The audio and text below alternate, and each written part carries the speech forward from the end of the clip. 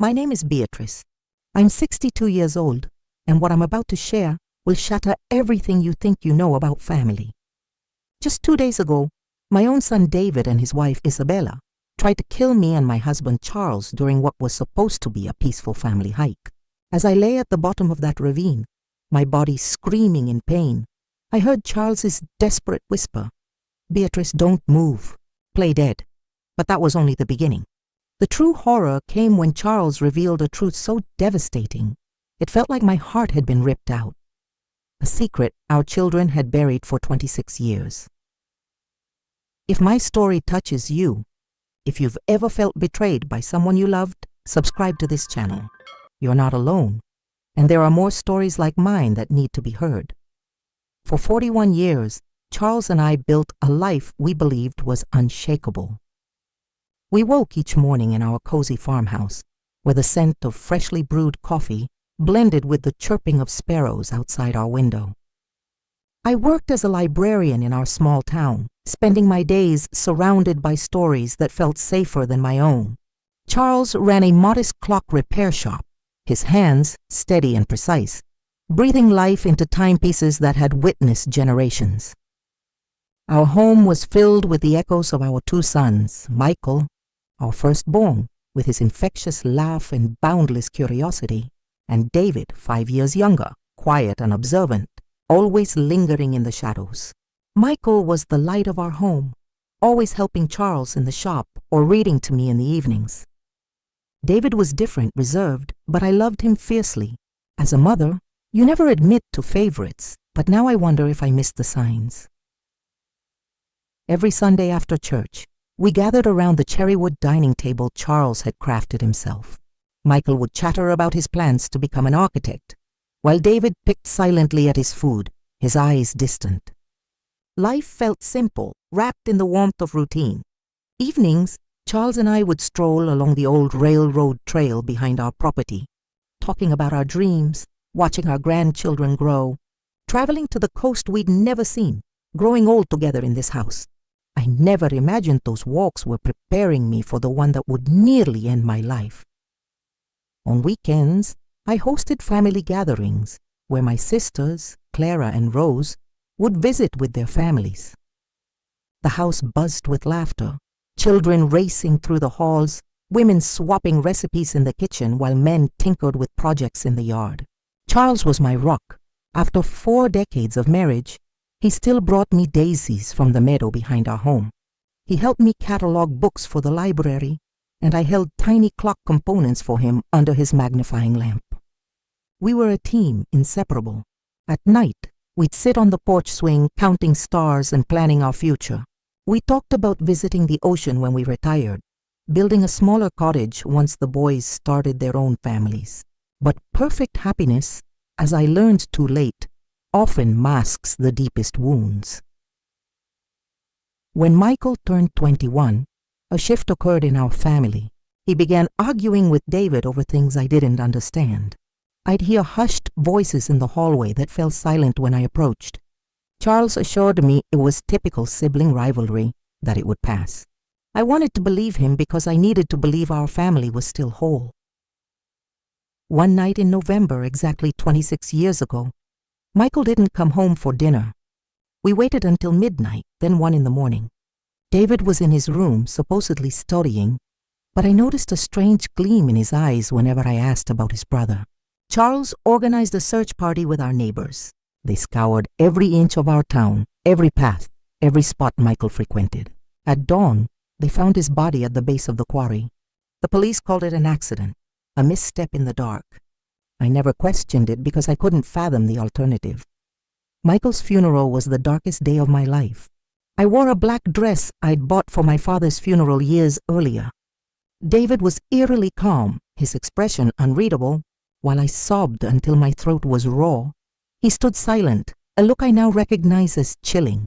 Charles never left my side, holding me up when my legs gave way, whispering comforts that now taste like ash. After Michael's death, David transformed. He became attentive, helping with chores, accompanying Charles to the shop, bringing me tea when I seemed sad.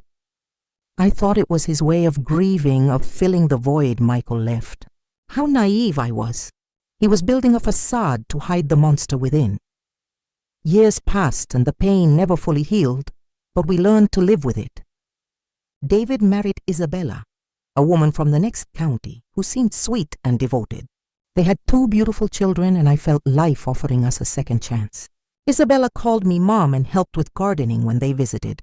David had inherited Charles's skill with mechanics and opened his own repair business. Everything appeared perfect again.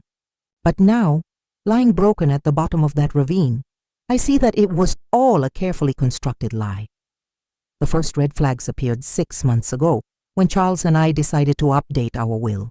We'd saved diligently over the years. Between the house, the land from my grandparents, and our savings, we had nearly $220,000 to leave behind. It was David who suggested we see the lawyer. "Mom, Dad, you're both in your 60s now," he said with a smile that now feels sinister. "It's time to get your affairs in order." Isabella nodded beside him, stroking my arm with fingers that would later shove me toward my death. "We love you both so much," she added, her voice sweet as syrup. "We want to make sure you're protected." How foolish I was to mistake their manipulation for care. Our lawyer, Mr. Higgins, whom we'd known for 30 years, outlined our options. We could set up a trust, divide assets among David's children, or create a standard will. David insisted on being named sole executor, arguing that he'd ensure fair distribution to the grandchildren. "Besides," he said, "you'll need us as you age. It's better for us to have access to resources to care for you properly." Something in his tone unsettled me, but Charles seemed convinced. My husband, always more trusting, agreed without much debate. I had doubts, especially remembering how Michael had always promised to support us in old age. But Michael was gone, and David was our only living child. We signed the papers on a Thursday afternoon. Isabella wore a floral dress and hugged me tightly afterward. "Now we're officially a united family forever," she whispered. Her words sent a chill down my spine, though I didn't know why. David shook Charles's hand with a smile that didn't reach his eyes. That night, as I prepared dinner, I couldn't shake the feeling that I'd made a terrible mistake. The following weeks grew strange. David and Isabella visited more often, but their visits felt calculated. They weren't there to enjoy family time. They had suggestions: how we should renovate the house, what investments to make, which insurance policies to buy. "Mom, you should consider selling this big place and moving to a retirement community," Isabella said one evening, her eyes scanning our living room like an appraiser. "We could help you find a lovely apartment in town." But I loved our home. Every room held memories. The kitchen where I'd cooked countless meals, the workshop where Charles restored clocks, the garden where our grandchildren played. I couldn't imagine leaving. When I voiced this, I saw a flash of irritation in David's eyes. "Mom, you're being emotional," he said, a new edge in his voice. "This house is too much for 2 people your age. If you fall or have a medical emergency, we won't get here in time." Isabella nodded vigorously. "Plus, the maintenance costs must be draining. It's smarter to sell now while the market is hot and downsize." Charles started considering their arguments. My practical husband began discussing the logic behind their suggestions. But I felt an unease I couldn't shake. One night, after another tense discussion, I asked Charles if he found it odd how focused David was on our finances. "Beatrice, he's just concerned about us," he replied while brushing his teeth. "Maybe we should listen. We're not as young as we used to be." But I saw a shadow in his eyes, a doubt he didn't want to acknowledge. Now I know Charles had already started connecting dots I didn't know existed. Things escalated when David suggested we grant him power of attorney over our finances. "It's a precaution," he explained as Isabella made tea in our kitchen like she owned it. "If either of you falls ill, we can manage things without legal hurdles." He said it so logically it almost swayed me, but his insistence kept me awake that night. I stared at the ceiling, listening to Charles's breathing, trying to pinpoint my dread. The next day, I called my sister Clara for advice. Clara has always been sharper than me, more skeptical of intentions. When I told her about David's pressure, she was silent for a long moment. Beatrice, she finally said, doesn't it strike you as odd that David is so eager to control your money? His business seems successful. Why does he need this? Her words hit me like a slap. She was right.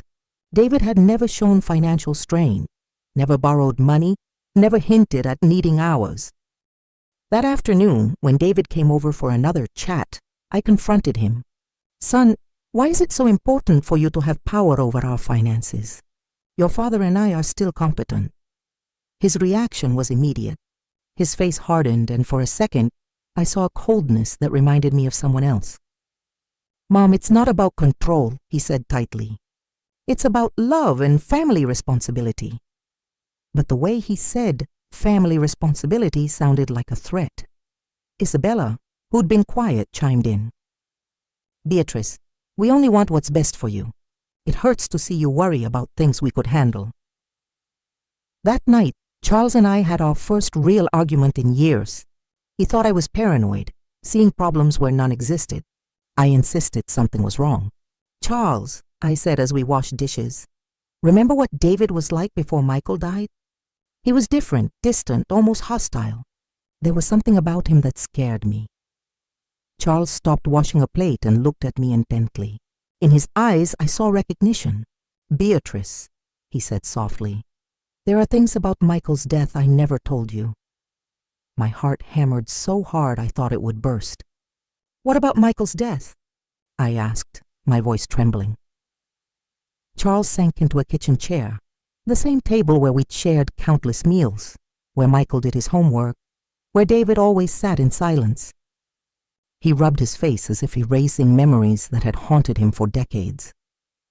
The night Michael died, he began, his voice breaking, David wasn't in his room studying. I saw him leave around 8. I followed because his behavior had been off, angry, resentful. He paused, staring at his hands. I saw them arguing by the quarry. Beatrice, I heard them screaming awful things. My world spun. What were they fighting about? I whispered, though part of me didn't want to know. Charles looked up, tears in his eyes, tears he hadn't shed at Michael's funeral.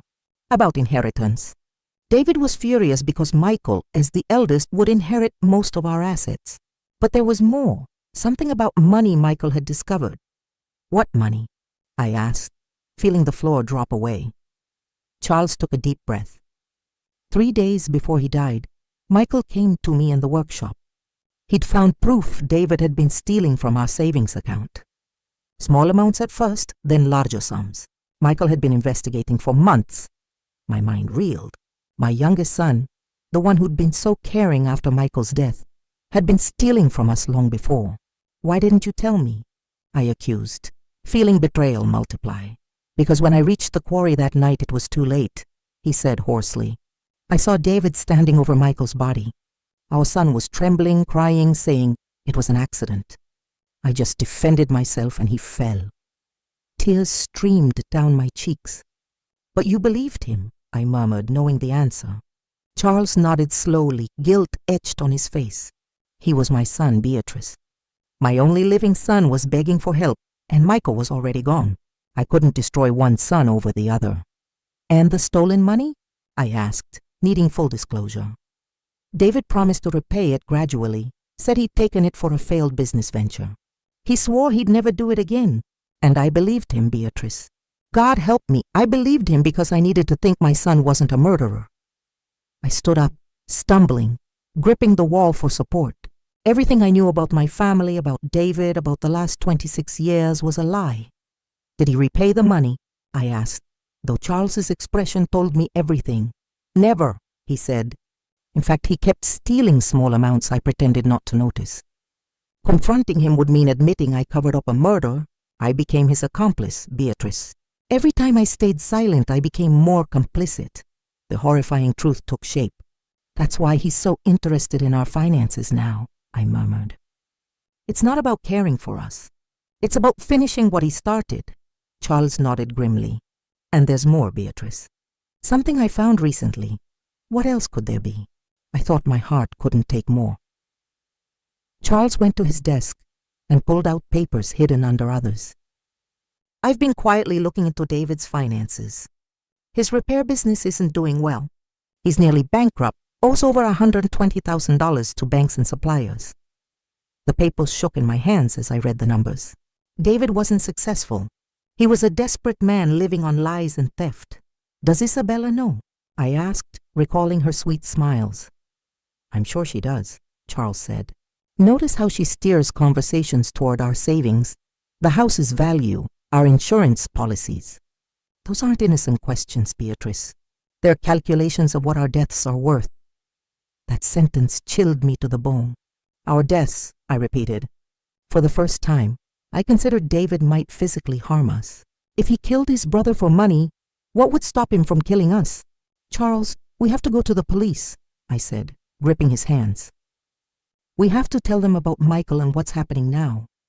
But he shook his head, hopeless. With what evidence, Beatrice? I'm an accomplice to covering up a murder. If I talk, I'll go to jail too. And who'd believe a 65-year-old man who kept this secret for decades? He was right. So we wait for him to kill us? I asked, desperate. We'll be careful, Charles said, trying to sound confident. We'll find a way to protect ourselves, gather evidence. His words were cut off by the phone. It was David. Hi, Mom, he said, his voice sweetly sinister. Isabella and I thought we'd celebrate your 41st anniversary with something special. How about a family hike at Canyon Ridge this weekend? We can take pictures, have a perfect day together. My blood turned to ice. I looked at Charles, who wore the same terror. That's a lovely idea, son, I managed, my voice trembling. Let us think about it and we'll call you tomorrow. After hanging up, we stared at each other, knowing we'd just received an invitation to our execution. Canyon Ridge, I whispered. He's taking us there to kill us and make it look like an accident. Charles nodded grimly, just as he had about Michael at the quarry. That night, we didn't sleep, holding each other in bed, planning how to survive our son. The next days were a nightmare of feigned normalcy. When David and Isabella visited, we smiled through talks of the hike, nodded at their excitement. But inside, every fiber screamed in fear. I was facing my oldest son's murderer, now planning to kill us. Isabella arrived Wednesday with a shopping bag and a radiant smile that now seemed demonic. Beatrice, darling, she said, hugging me with arms that would soon push me to my death. I bought supplies for our canyon trip, sandwiches, water, fruit. She showed me the bag as if thrilled, but I only saw tools for covering our murder. I brought my new camera too, she added, displaying an expensive model. I want to capture every moment. These will be photos we cherish forever. The irony made me sick. The only photos would be of our bodies if they were found. David appeared with a new hiking backpack. Dad, he said to Charles with fake enthusiasm, I got all the safety gear, ropes, lights, a first aid kit. Each word felt like a mockery. Safety equipment to plan our murders. Isn't hiking risky for us? I asked, trying to sound casual. Isabella patted my cheek with false tenderness. We chose an easy trail, she assured me. Even children can do it, and we'll be there to care for you. Yes, they'd care for us until pushing us off a cliff. That night, Charles and I sat trembling in our living room. We can't go, I said. We'll make an excuse. If we don't, Charles replied gravely, they'll find another way. A house fire, a robbery. At least in the canyon, we know what they'll try. His logic was terrible but true. So what do we do? I asked, desperate.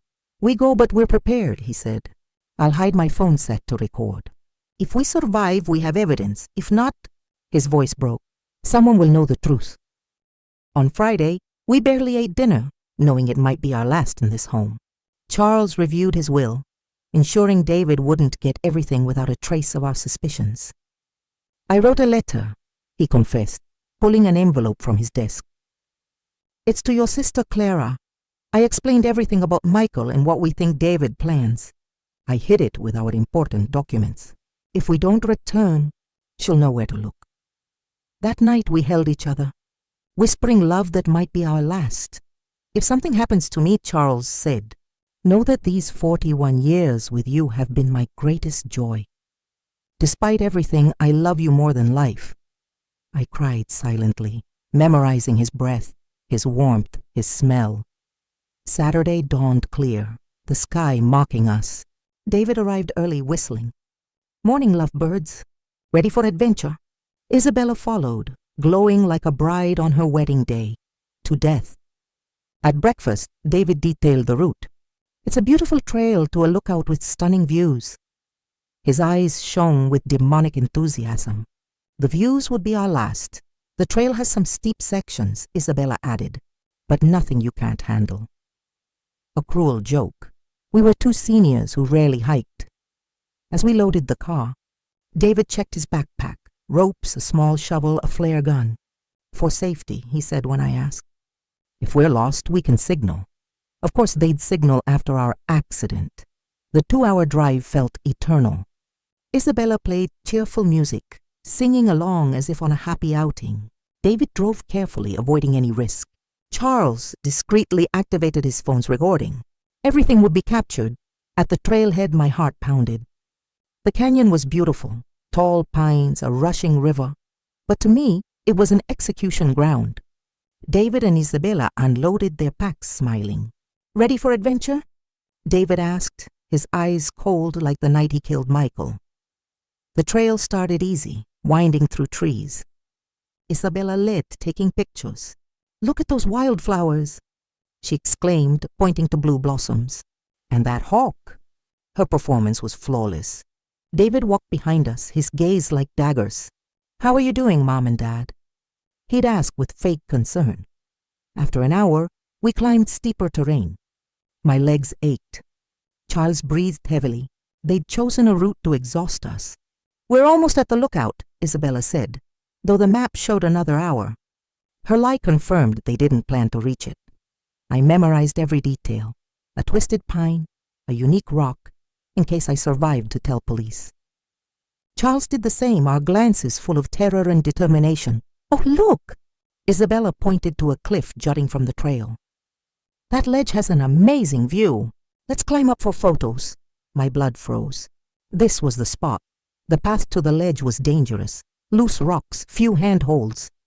I'm not sure about this, I said. Come on, Mom, David urged, already heading up. It'll only take a minute. The photos will be spectacular. His tone made me shudder. Charles squeezed my hand, reminding me of the recording. We had to go on. The climb was grueling. Rocks slid underfoot. I nearly fell twice. The ledge was perfect for murder. A 90-foot drop to jagged rocks below. Almost there, Isabella called from above, agile as if she'd practiced. David helped us up, his grip like vulture claws. The view was breathtaking, the valley, distant mountains, the river snaking below. In other circumstances, it would be paradise. Now it was hell, over here for photos. Isabella stood near the edge. I want the valley behind you. Charles and I approached slowly, each step toward our end. David positioned himself behind us. Perfect, Isabella said, raising her camera. Hug and smile. We embraced, probably for the last time, as she snapped pictures. Each flash felt like a death knell. One more, David suggested. Step back so the landscape shows better. One step back put us on the edge. Charles and I exchanged a look. The time had come. We stepped back as told, the abyss behind us. Isabella raised the camera, but her eyes changed. The mask dropped. Smile, she said, her voice no longer sweet. This is your last photo. David lunged at us, arms outstretched. But Charles grabbed his wrist, pulling him forward. If we die, you're coming with us, he roared. For a moment we all teetered on the edge, a deadly ballet. Isabella screamed, trying to help David, but our combined weight was too much. The ground gave way and we fell, locked in a hot embrace, screams echoing as rocks rushed up. The impact was brutal, bones cracking, my body shattering. Pain blinded me. But then Charles's voice, weak but clear. Beatrice, don't move. Play dead. I realized I was alive. Agony seared every nerve, but I lay still, breathing shallowly. Nearby, David and Isabella moaned. They'd survived, but were hurt. Isabella, are you okay? David asked, his voice broken. This man who'd killed his brother and tried to kill us. cared for his wife. "My arm's broken," she groaned. "What about the old folks?" David crawled toward us.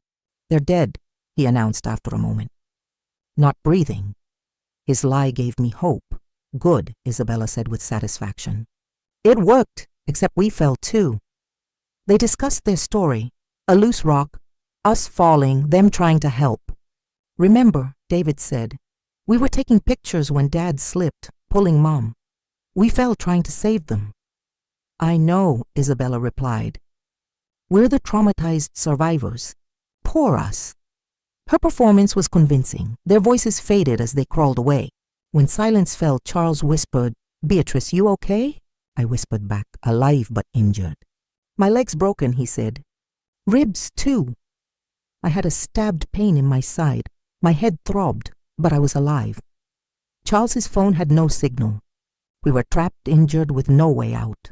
If no one came, we'd die slowly. "Charles," I whispered, "tell me everything about Michael." He sighed as if waiting for this. That night, Michael came to the workshop furious. He had bank statements proving David stole from us, small amounts, then larger. Michael investigated for months. Physical and emotional pain merged as I listened. Michael wanted to confront David that night.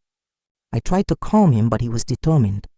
He couldn't sleep, knowing his brother was stealing. "And you followed?" I asked. I was afraid of what might happen. Michael had a temper, and David had been cold lately. He paused. When I reached the quarry, they were screaming. Michael waved papers in David's face. "You're a thief!" he yelled. "Stealing from our parents." David denied it, called him crazy. My heart ached imagining it. "What happened?" I urged. Michael said if David didn't confess, he'd tell us. David snapped. He pushed Michael hard, deliberately. I saw Michael flail, but it was too late. Tears streamed down my cheeks. "Why didn't you tell me?" Charles sighed. When I got to David, he was crying, saying it was an accident. He was defending himself. "He begged me not to tell you. He was my only living son. How could I turn him in? His justification hurt as much as my injuries." "And the money?" I asked. "David promised to repay it, swore it was a mistake. But he never did. He kept stealing and I stayed silent, becoming more complicit." Just then, voices echoed. David and Isabella had found help. Rescue teams were coming. Our murderous children would play their roles. The voices grew closer, helicopters overhead. Charles and I had to decide, reveal ourselves or keep pretending. "Beatrice," Charles whispered urgently. "The phone recorded everything. We have their confessions, but if they find us alive, they might destroy evidence." He was right. We had to wait. "They're down here," David shouted from above. "My parents, please hurry." His performance was perfect. A son devastated by loss. "Sir, stay calm," a rescuer replied. "We're coming down." I heard ropes and equipment. Isabella sobbed. "I can't believe this happened." We were so happy. It was so fast. Every word stabbed my heart. Rescuers descended. One found us. "Two people here," he called. He checked my pulse, his ear to my mouth. "This one has a faint pulse," he said of Charles. The woman, uncertain. "Need medics now." My heart raced. The plan was working. Paramedics worked on us, putting on oxygen masks, securing us to stretchers. I fought to stay still. "Man is stable but critical," one reported. "Woman is grave. Pulse barely there. Transport immediately." Perfect. They'd take us to hospital where we could talk safely. During the ascent, I heard Isabella's sobs and rescuers comforting them. "You're brave to survive," someone said. If only they knew. In the helicopter, paramedics focused on Charles. "Ma'am, if you can hear, hold on. Hospital soon." His compassion contrasted with our family's betrayal. At the hospital, chaos erupted. Doctors and nurses rushed around. I was taken to ER pretending unconscious. A nurse noticed my vital signs were stronger than expected. "Doctor, her pulse is odd for her condition," she said. "It happens with trauma," the doctor replied. "The body clings to life. Monitor closely." David and Isabella asked to see us. "Just to say goodbye," David said. The doctor agreed. This was the most dangerous moment. David approached my bed. his hand on mine. I resisted pulling away. "Mom," he whispered, "if you hear me, I love you." "I'm sorry." "Poisoned honey?" Isabella neared. "Beatrice, dear, you've been like a mother. We'll never forget you." "Liar." Then David leaned close, his whisper chilling. "I hope you learned, Mom. You shouldn't have questioned our finances. Some truths are better buried, like Michael. My plan worked," he'd confessed. A nurse, Lily, according to her badge, overheard, her eyes wide with horror. "What did you say about Michael?" Isabella whispered, surprised. "Nothing," David muttered. "Just that Mom always wondered." "David, let's go," Isabella said tensely. They left. Lily approached my bed. "Ma'am," she whispered, "I know you hear me. If you're in danger, tell me." Slowly, I moved my index finger. She noticed. "You're pretending." I moved it twice. "Yes? If those people are dangerous, move 3 times. I did. She gasped. "They did this?" "3 more moves. I'll get the doctor," she whispered. "Keep pretending until you're safe." I moved once. Soon, Lily returned with the head doctor and 2 police officers. "Ma'am," the doctor said, "you're safe. Officers are here." I opened my eyes slowly. "I'm Detective Miller," one officer said. "You may be in danger." "What happened?" My voice was raspy. "My son and his wife pushed us." I told him everything. Michael's death, thefts, the will, the hike. My husband recorded evidence. Detective Miller went to Charles, who handed over his phone. "Everything's here," Charles said weakly. Years of lies and today's truth. While police analyzed the recording, David and Isabella played grieving family in the waiting room. They didn't know their world was crumbling. "The recording is clear," Miller announced. "Confessions to murder, theft, attempted murder. Enough for arrests." "Here?" I asked, worried. "We have officers ready." "You're under protection." The irony. David and Isabella received condolences while we exposed them. Miller showed papers. "We investigated your son's finances. He's bankrupt, owes dangerous lenders. Your inheritance was his only way out. Our death was necessary for his survival." "What about our grandchildren?" I asked. "Social services have them temporarily. You could seek custody once recovered." The idea was overwhelming but right. Those innocent children deserved real love. "Time," Miller said as warrants arrived. "Arrests now." Through my window, I saw officers position themselves. "David and Isabella Grant," an officer announced. "You're under arrest for Michael Grant's murder and attempted murder of Beatrice and Charles Grant." Silence. Then Isabella's hysterics. "What?" "We're victims. Our in-laws died in an accident." "Ma'am, your in-laws are alive with evidence," the officer replied. David screamed. "Impossible! We saw them die!" His involuntary confession added evidence. Isabella blamed David. "It was his idea. He forced me." David yelled back, "You planned the cliff." Their alliance shattered. Miller returned later. They're arrested, blaming each other, strengthening our case. "But we found this in David's backpack." He showed a digital recorder. "He'd been recording your conversations, knew you suspected." The hike was a response. On one recording, Isabella says, "We must act before they go to police." The cold calculation stunned me. "He also forged your signatures to access accounts," Miller added. "Stole $50,000 over 5 years." Another betrayal. The days that followed were a whirlwind of interviews, lawyers, media. The case made headlines. Family betrayal of the decade. My sister Clara visited crying. "Beatrice, I always thought David was off after Michael died, but not this." Her words comforted me. Our lawyer, Mr. Higgins, said the case was solid, but they'd plead crime of passion. "Testify," he advised. "It'll be devastating but crucial." I agreed. For Michael, for us, for the grandchildren. 3 weeks later, Charles and I went home. The house felt like a stage after the play ended. Everything was as we left it. Breakfast dishes, unmade bed, wilted flowers David brought. Time had stopped when our normal lives ended. Will we ever be happy? I asked Charles that night. He held me. "I don't know, but we're alive. We have truth, no more secrets." The trial started 6 months later. Testifying, I looked David in the eyes. No remorse, just a stranger. David, you're not my son. My son died when you killed Michael. What's left is a monster I helped create. The jury found him and Isabella guilty of first-degree murder and attempted murder. Life in prison without parole. Now a year later, we're adopting our grandchildren. They're innocent, deserving of true love.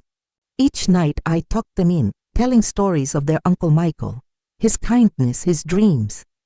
We've found a fragile peace, built on truth and the love that remains. If you've ever faced betrayal, know that healing is possible. Share your story in the comments. You're not alone. And if you believe in second chances, subscribe to this channel. There are more voices like mine waiting to be heard.